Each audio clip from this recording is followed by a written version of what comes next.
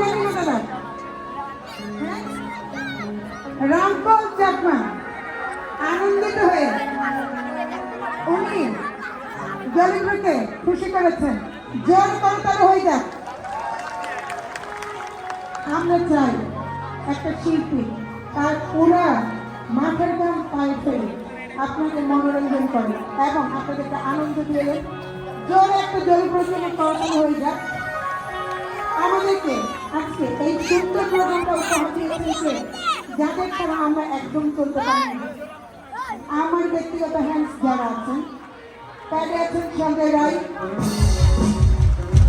এই কিবোর্ডে আছে হচ্ছে আশরাফ ভাই, গিটারে আছে হচ্ছে মানব।